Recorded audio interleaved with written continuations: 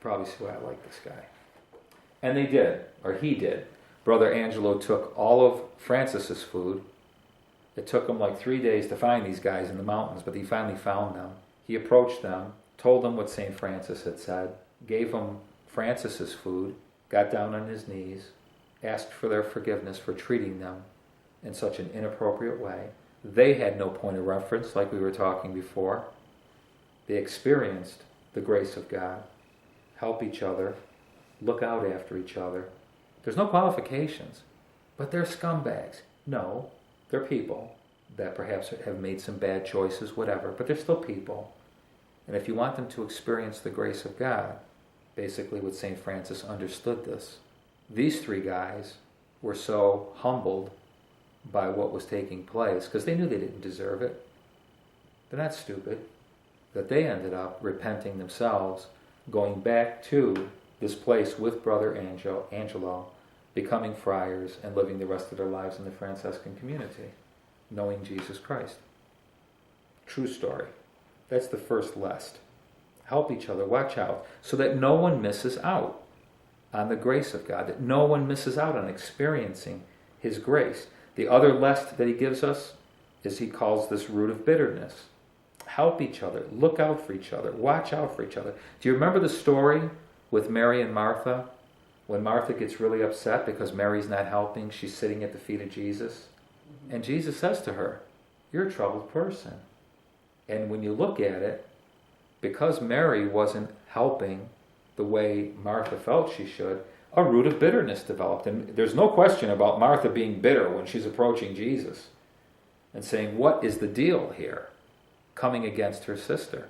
Jesus doesn't cast out demons and accuse her. He just says, you're a very troubled person because she's made good choices. It's a root of bitterness that's developing in Martha. And Jesus deals very lovingly, shows her grace. He helps her through getting rid of that root of bitterness that she didn't want. People who develop roots of bitterness about something, they don't get up in the morning and say, I hope I can find something to get bitter about today. They're usually having trouble processing something that gets the better of them, really. And so we're there to administer a type of grace that helps to remove the bitterness, like Jesus did in that particular situation. He also talks about that bitterness will defile many. I don't know if you remember, I wouldn't blame you if you didn't, but in the last week of Jesus' ministry, the scene where the woman is pouring the perfume on his feet and that kind of thing, that the first time that it's talked about in John's Gospel, it's Judas who takes issue with Jesus. This could have been used, to feed the poor, that whole thing, selling the perfume.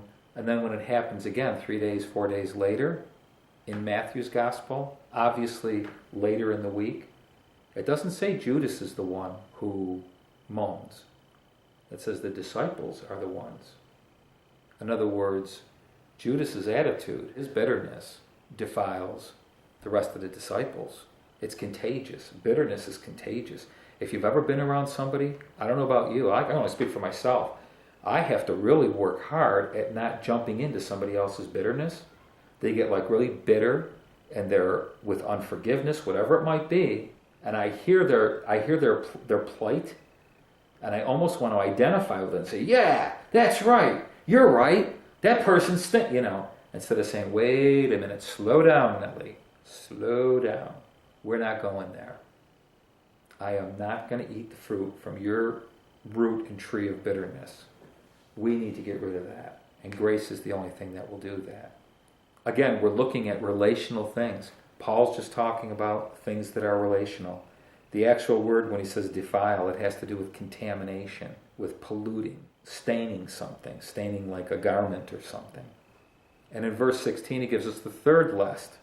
Would you read verse 16 one more time? "Lest there be any fornicator or profane person like Esau, who for one morsel of food sold his birthright." So he brings in this lest there be any fornicators. And that refers to sexual intercourse outside of marriage. That's the word for them, is fornicators. And it really, people are hung up sexually, and that's not really the point. Because ultimately, behind the promiscuity, sexual intercourse outside of marriage, that just becomes like the symptom.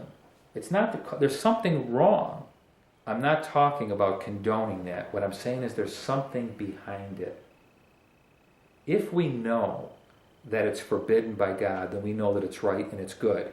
He's got really good reasons for staying celibate, for staying pure and not having sexual intercourse outside of marriage.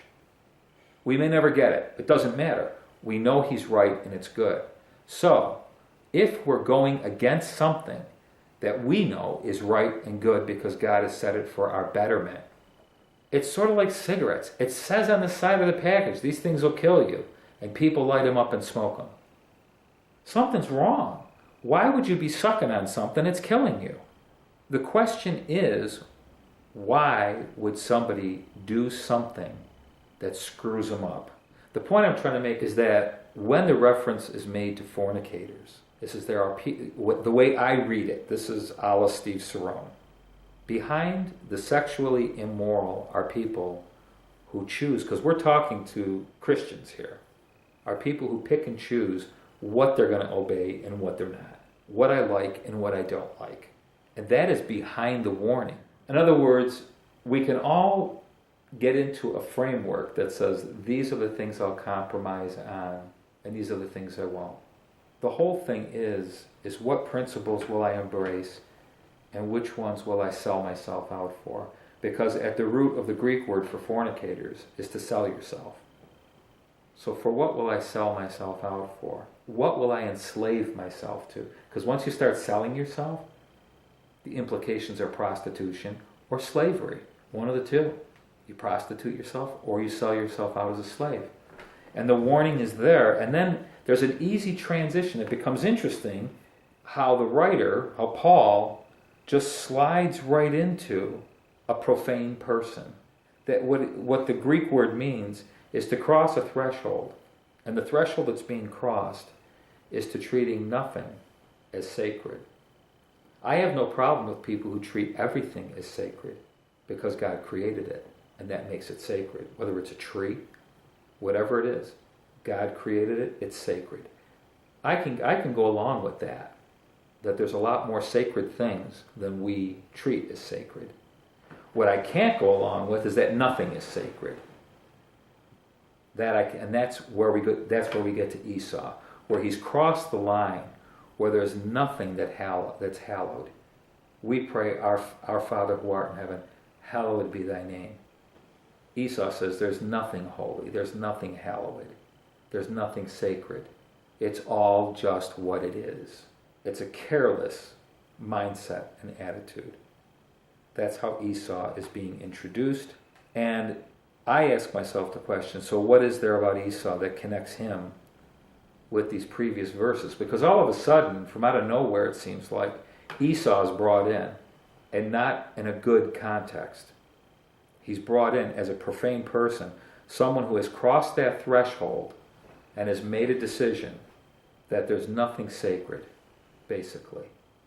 And the story that's being referred to, it's in Genesis 25, and it's the story where he comes in from the field and he's hungry, and he asks his brother for some of the porridge that he's made. Jacob says basically, sure, I'll trade you or I'll sell you my porridge if you give me your birthright.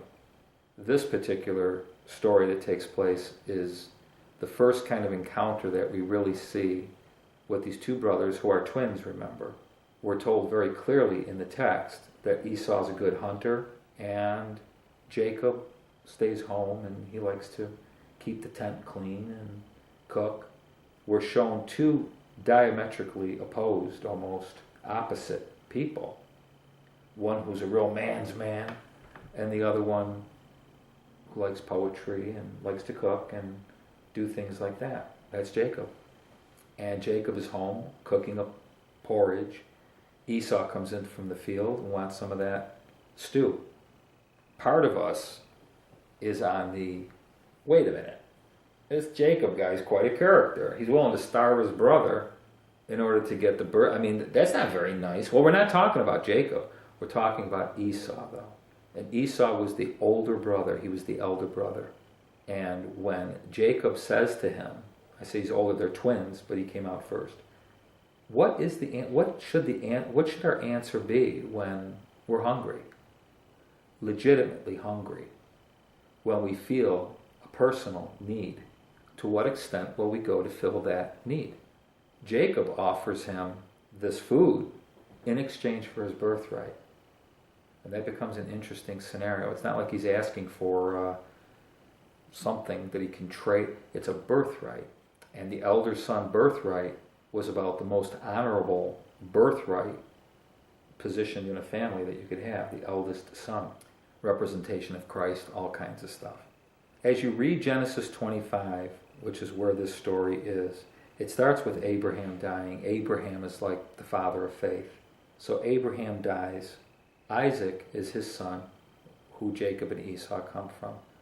Isaac gives the appearance anyway, but he doesn't really value all the work that his father had done in digging wells and things like that. Abraham's like the first generation. Isaac's like the next generation. He lets all the wells get stopped up and then eventually realizes, I can't live off of my father's faith anymore. I've got to develop my own. I can't live off of his wells. I've got to dig my own. And we see this kind of spiritual principle with Isaac. But we also read with Isaac that he loved Esau because of the venison that he brought home. And Rebekah loved Jacob. It's a real messed up situation. From a point of any kid looking at his mother and father and saying, Dad doesn't like me, Mom likes me, this kid loves. It's a really dysfunctional situation. So this whole thing that's being set up in chapter 25, the struggle that takes place in the womb before they're born, they come out as twins. Let's read some of those verses. Are you in Genesis 25? Mm-hmm. Would you read verses 27 through 34? So the boys grew, and Esau was a skillful hunter, a man of the field. But Jacob was a mild man, dwelling in tents. And Isaac loved Esau because he ate of his game, but Rebekah loved Jacob. Now Jacob cooked a stew, and Esau came in from the field, and he was weary. And Esau said to Jacob, Please feed me with that same red stew, for I am weary. Therefore his name was called Edom. But Jacob said, Sell me your birthright as of this day. And Esau said, Look, I am about to die, so what is this birthright to me? Then Jacob said, Swear to me as of this day. So he swore to him and sold his birthright to Jacob. And Jacob gave Esau bread and stew of lentils. Then he ate and drank, arose, and went his way. Thus Esau despised his birthright. Last verse. So he despised. In other words, what he has done, he has shown to all of us for all of time that to him, his birthright was garbage. It was despicable. He despised it, not in the sense that he hated it, but he showed contempt for his own birthright by doing what he did, which is what Paul is talking about in Hebrews 12.